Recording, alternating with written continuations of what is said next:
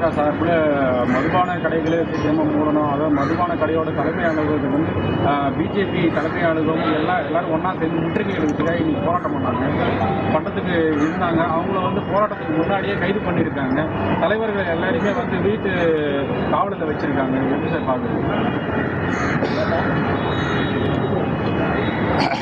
சட்டம் ஒழுங்கு என்கிற அடிப்படையிலே காவல்துறை அந்த நடவடிக்கையை மேற்கொண்டிருக்கலாம்.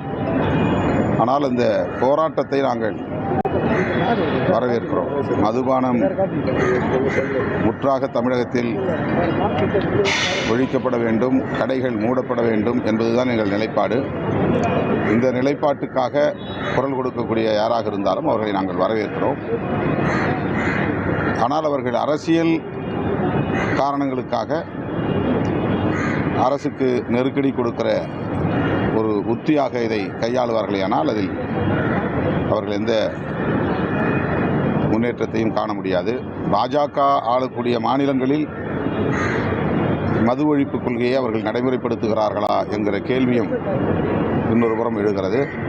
பாஜக ஆளக்கூடிய மாநிலங்களிலும் பாஜக மது ஒழிப்பை முன்னிறுத்தினால் அதை நாம் முழு மனதோடு வரவேற்கலாம், பாராட்டலாம். சார், அதே நேரத்தில் தமிழக அரசு ஆட்சி பொறுப்பில் வரும்போது திமுக அரசானது படிப்படியாக ஒயின் ஷாப்லாம் மூடப்படும் சொல்லியிருந்தாங்க. ஆனால் இது வரைக்கும் எந்த ஒரு நடவடிக்கையும் இல்லையே சார். அதுதான் நாங்களும் வலியுறுத்திட்டு இருக்கிறோம். நாங்கள் கூட்டணி கட்சியாக இருந்தாலும் தோழமை கட்சியாக இருந்தாலும் தேர்தல் வாக்குறுதியில் கூறியபடி மது ஒழிப்பு கொள்கையில் திமுக அரசு உரிய நடவடிக்கைகளை மேற்கொள்ள வேண்டும், அந்த வாக்குறுதியை நிறைவேற்ற வேண்டும் என்பது எங்களுடைய வேண்டுகோள்.